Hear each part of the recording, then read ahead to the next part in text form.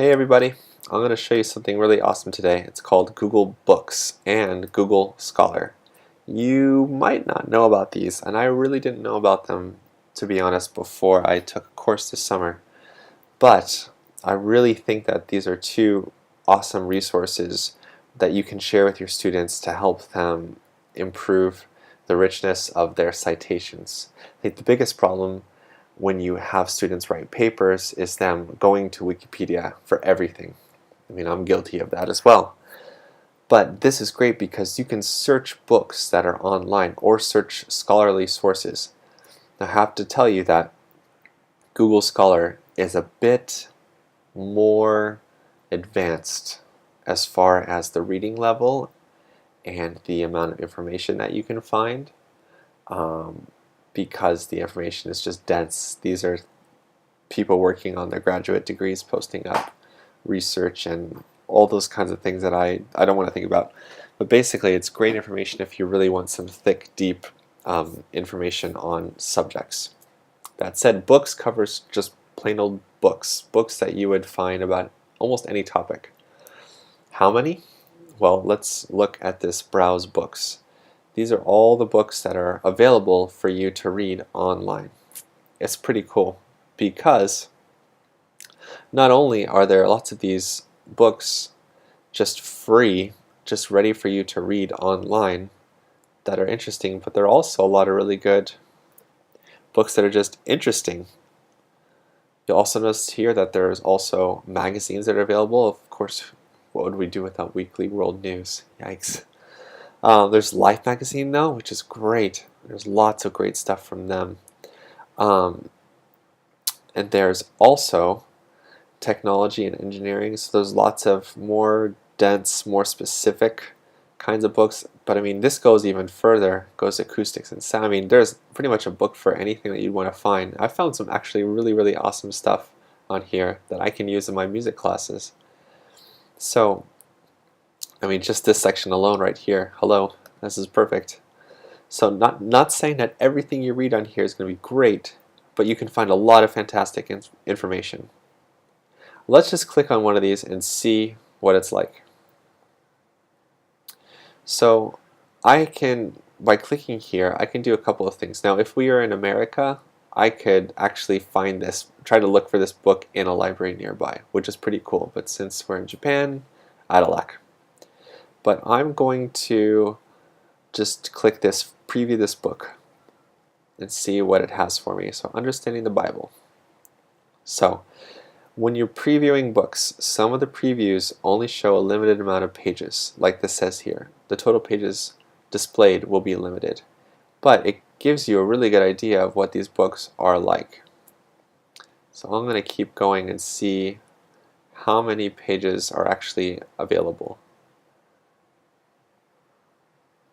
As in a lot. And you can actually search through, and it has it, that's right, it has it customized by chapters, which is fantastic.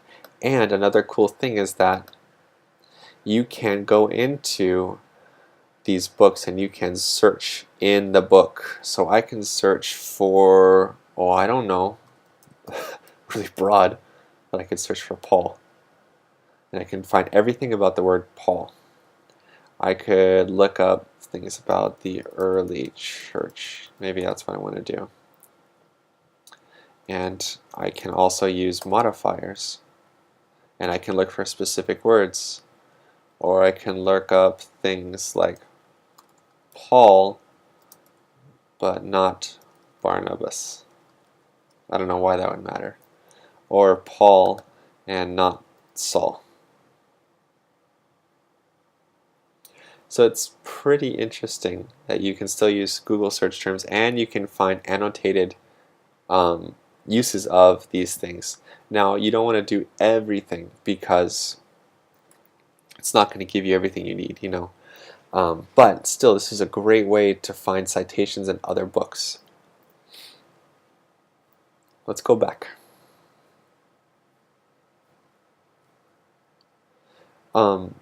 You can also search. Let's search in the religion books. or actually no, let's just search all books right here. Okay, and we're going to read History of Christianity in books. So now we have specific books about history of Christianity, and it gives us a lot of really cool information. But let's say that we want to look up stuff about history of Christianity in Japan. And actually have some information here, which is pretty cool. And let's say we want to look for a specific person like Nobunaga. And there we go. And we have, if I click on this, not only has it searched for these words, History of Christianity Japan, Nobunaga, but it shows me the pages, and it shows me the results. 5 of 23 in this book for History of Christianity Japan, Nobunaga. So I can view all, which is helpful, or I can just go by relevance. But I mean, what a great resource, and it's free, basically, to scan these books and look through them. And yeah, it's amazing. I can't believe it still. Let's say I really like this book. I can do a cool thing right here, which is add to my library. And I can choose, choose it as favorites. And this way I can keep it. Or I could choose it as to read. Another interesting thing that you can do as well. Oops, no, not that. Nope. Nope, this isn't what I was looking for. Okay, my library.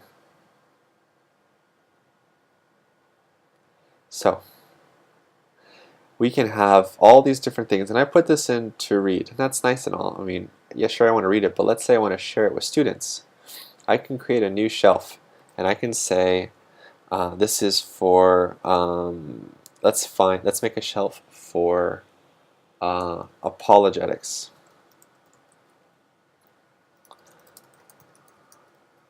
For my apologetics class.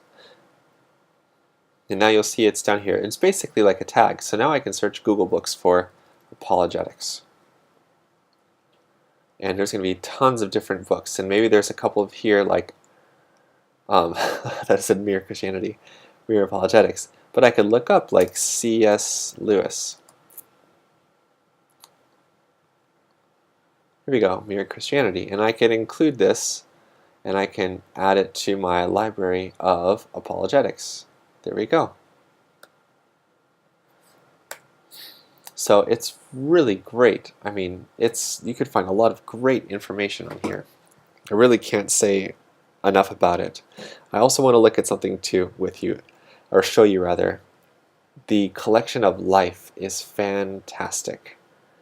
The reason it's fantastic is because they have all of the issues available to you. And you can search by every 5 years, 35 to 40. And I mean, just clicking on one of these, you can view the pictures. I mean, this is great just for learning about formatting, for like yearbook, for getting ideas on what graphic design looks like. You could do period studies about, ads and things like that, and you can find so many interesting pictures and so many great things just from Life. I mean, you could just live off this, and you'd be totally set. You can also search within Life magazine. You could search all issues of Life, and I could say I want to look up Leonard Bernstein. And here we go. I get all these 1959, 1971, 1965, all about Leonard Bernstein. All of these things talk about or mention Leonard Bernstein. I mean, how awesome is that? It's great. So, okay, I got to move on because it's taken a lot of time on just books. So, you can basically do a similar amount of work on Scholar, except when you look up not normal, but when you look up more ordinary things like Leonard Bernstein, you're going to find not so much information on Leonard Bernstein, but more probably articles or things conducted by a Mr. Bernstein, which most of these are. And these are most Google Scholars really for looking up more interesting things like biological methylation of mercury in aquatic organisms.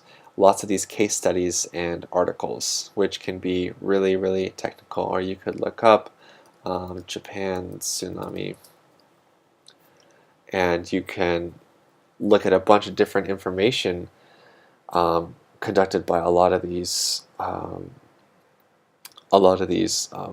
really high up people. Now, this is what I experienced a lot of when I used it.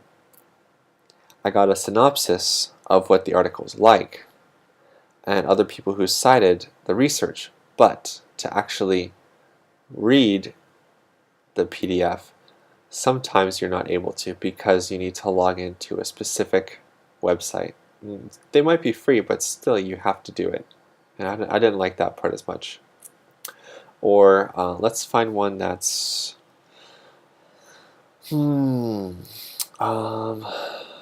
let's see, oceanography.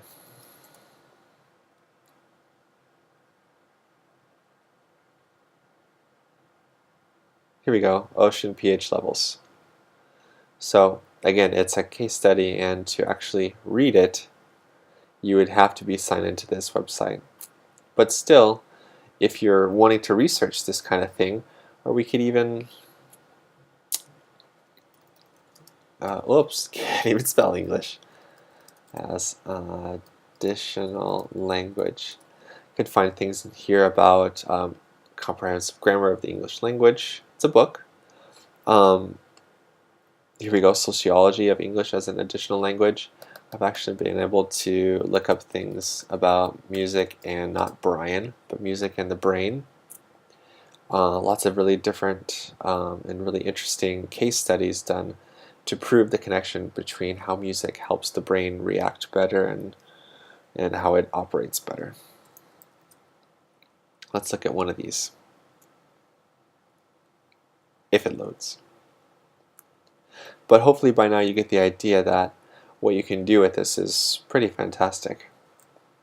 I'll choose this one. Here we go. So now that I'm here, this one's pretty good. Let's see if it has the full text. It might let us. Like I said, some of these have all the information out there.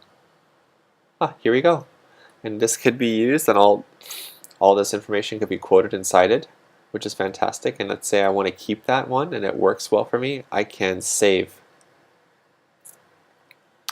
And now it's been saved in my Google Scholar library, which can be found here on the left. And here we go. I mean, that's a nice benefit to that. So hopefully you've gotten something good out of using Google Books and Google Scholar. Thanks for watching.